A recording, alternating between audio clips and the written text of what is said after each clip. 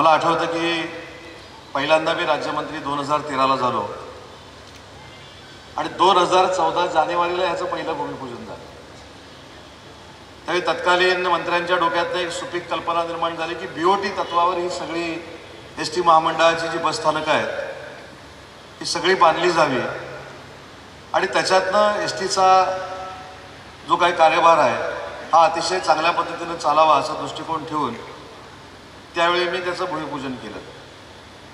ते भूमिपूजन झालं, सरकारमधले मंत्री बदलले, मी परत 3 वर्षांना भूमिपूजन केलं। त्याच्यानंतर परत गडबड झाली, परत सरकार बदललं, आपण बरेच वेळ महाविकास आघाडीमध्ये गेलो, परत मी भूमिपूजन केलं। त्याच्यानंतर तुमच्या सगळ्यांबरोबर मी गुवाहाटीला आलो, गुवाहाटीवरनं उद्योगमंत्री बनून आलो, मग मात्र जे भूमिपूजन झालं ते पूर्णत्वाला गेलं। याचं फक्त आणि फक्त कारण माननीय एकनाथ शिंदे साहेब आहेत। कारण माननीय एकनाथ शिंदे साहेब मुख्यमंत्री असताना मला जर त्यांनी उद्योगमंत्री केलं नसतं तरी रत्नागिरीकरांचं स्वप्न कधीही पूर्ण होऊ शकलं नसतं। आणि म्हणून या व्यासपीठावरनं जेवढा रत्नागिरी जिल्ह्याला एकनाथ शिंदे साहेबांनी निधी दिला आहे त्याबद्दल त्यांना मनपूर्वक धन्यवाद देतो, त्यांचे मनपूर्वक आभार देखील मानतो। आणि हे बसस्थानक बघितल्यानंतर बरेचसे तुमच्या लक्षात येईल की आपण प्रवाशांना तर सोयीसुविधा उपलब्ध करून दिल्यात, पण जो माझा कर्मचारी दिवसभर त्या एसटीचा सगळा नियोजनबद्ध कारभार बघतो, एसटी चालवतो, प्रवाशांना चांगल्या सुखसोयी देतो, त्याच्याकडे बघत असताना आपण एसीत बसून त्याच्याकडे बघतो, पण माझा कर्मचारी विश्रांती घेत असताना देखील वातानुकूलित कक्षामध्ये असला पाहिजे असं सांगणारं महाराष्ट्रातलं पहिलं बसस्थानक जर कुठचं असेल तर माझं हे रत्नागिरीचं बसस्थानक आहे। माझ्या एसटी कर्मचाऱ्यांना देखील विश्रांती घेण्यासाठी जे कक्ष तयार केलेत ते देखील एसी आपण केलेले आहेत। महिला भगिनींचा हिरकणी कक्ष जो आहे तो महाराष्ट्रातला सगळ्यात आधुनिक हिरकणी कक्ष जर तुम्हाला बघायचा असेल तर तुम्हाला रत्नागिरीच्या बसस्थानकामध्येच यावं लागेल। एवढी महिला भगिनींची देखील आम्ही काळजी या बसस्थानकातून घेतलेली आहे। मगाशी शेट्टी जो उल्लेख केला की 500 कोटी रुपये आपण परिवहन मंडळाला दिले, पण 500 कोटी रुपये देत असताना माननीय एकनाथ शिंदे साहेबांनी मी विनंती केली की त्यावेळी एकनाथ शिंदे साहेब परिवहन मंत्री होते आणि मी शिंदे साहेबांना सांगितले यातले 50 कोटी रुपये तुम्ही रत्नागिरी जिल्ह्यासाठी द्या, बाकी सगळे पैसे महाराष्ट्राला द्या। आणि साहेबांनी ते करून दाखवलं। 50 कोटीच्या सगळ्या कामावर माननीय एकनाथ शिंदे साहेबांनी सही केली। आणि म्हणूनच मगाशी जोशी मॅडमने जो उल्लेख केला की आपल्याकडचं TRPचं कार्यालय चांगलं झालं, आपल्याकडची प्रशासकीय इमारत चांगली झाली, आपल्याकडची विश्रामगृह चांगली झाली, आपल्याकडचं रहाटाघर चांगलं झालं, पावसचं बसस्थानक चांगलं झालं, मंडळशेठ तुमच्याकडचं मालगुणचं बसस्थानक चांगलं झालं। ही सगळी बसस्थानकं उभारण्यामध्ये आम्ही सगळ्यांनी प्रयत्न केला आणि आज बसस्थानकांचा जिल्ह्यातला कायापालट झालेला आपल्याला दिसतोय। संगमेश्वरचं बसस्थानक देखील हे पूर्णत्वाकडे जात आहे। पुढच्या महिन्यामध्ये संगमेश्वरच्या बसस्थानकाचं देखील उद्घाटन करतोय। आज योगेशजींनी दापोली बसस्थानकाची मागणी केली। योगेशजी तुम्ही पण ज्या पद्धतीनं राज्यमंत्री म्हणून काम करताय आम्हाला सगळ्यांना अभिमान आहे आणि म्हणून तुमच्या मतदारसंघामध्ये देखील कुठचीही प्रवाशांना अडचण होऊ नये म्हणून पुढच्या कालावधीमध्ये दापोलीच्या बसस्थानकाला देखील माझ्याकडनं पैसे दिले जातील हा शब्द राज्याचा उद्योगमंत्री म्हणून मी आपल्याला देतो।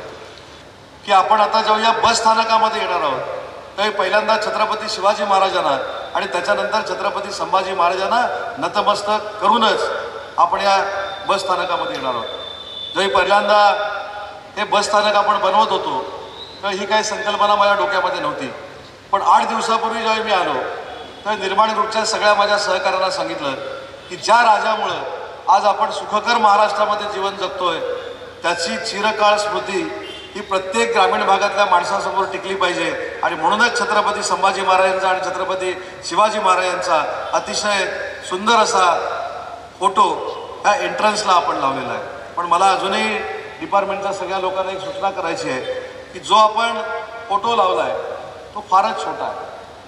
मला असं वाटतं की आपल्या राजाची भव्यता एवढी आहे, दोन्ही राजांची, प्रथम राजा छत्रपती शिवाजी महाराज असतील आणि त्याच्यानंतर छत्रपती संभाजी महाराज असतील तर त्यांच्या दिव्यते एवढा फोटो त्या ठिकाणी लावणं गरजेचं आहे। त्याच्यासाठी अजून काही माझं जर सहकार्य लागणार असेल तर मॅडम तुम्ही करायला तयार आहे, परंतु त्या राजाची भव्यता त्या फोटोवरनं जनतेला कळली पाहिजे। एवढे मोठे फोटो त्या ठिकाणी आपण लावावे आणि त्याचं पावित्र्य आपण सांभाळलं पाहिजे।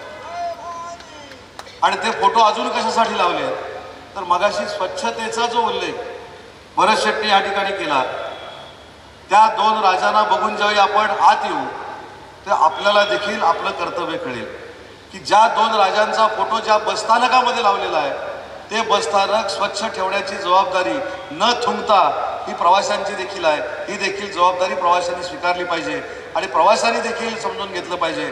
मी जरी बसस्थानकामधनं प्रवास करत असलो, मी जरी एसटीतनं प्रवास करत असताना बसस्थानकामध्ये येत असलो तरी ते बसस्थानक हे माझं घर आहे. कारण शेवटी आपल्या महाराष्ट्राची सगळ्यात मोठी नाडी जर कुठची असेल तर ती आपली लाल परी आहे, ती एस टी आहे. आणि म्हणून तिला जर टिकवायचं असेल, तिला सांभाळायचं असेल तर शिवलकर जोरात आहे तुम्ही, शिट्ट्यावर शिट्ट्या वाजताय. पण हा उद्घाटनाचा कार्यक्रम आहे.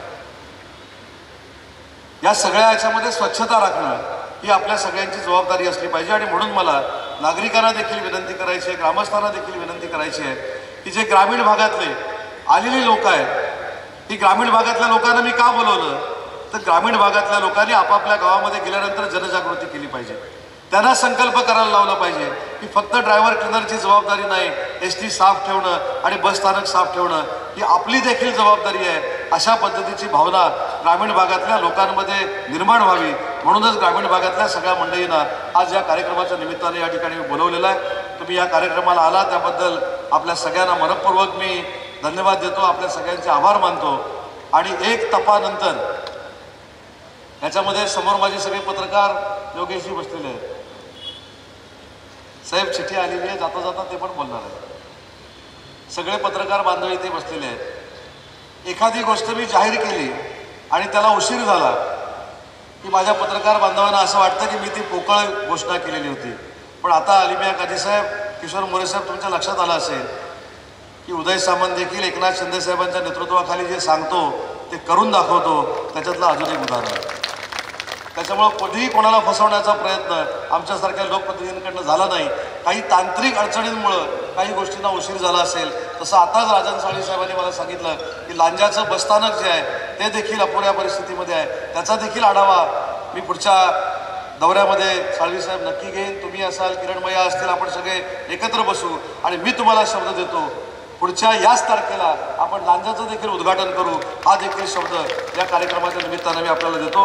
पुन्हा एकदा भरत शेठ, तुम्ही या कार्यक्रमाला उपस्थित राहिला, योगेशजी तुम्ही देखील या कार्यक्रमाला उपस्थित राहिला, त्याबद्दल तुमचा एक सहकारी म्हणून मी तुम्हाला मनपूर्वक धन्यवाद देतो. आणि सगळ्या प्रवाशांना एक विनंती करतो की या बसस्थानकाची निगा आपलं घर आहे असं समजून आपण ठेवावी आणि एक आदर्श नुसत्या महाराष्ट्रामध्ये नाही पूर्ण भारत देशामध्ये आपण निर्माण करावा एवढीच विनंती करतो आणि थांबतो.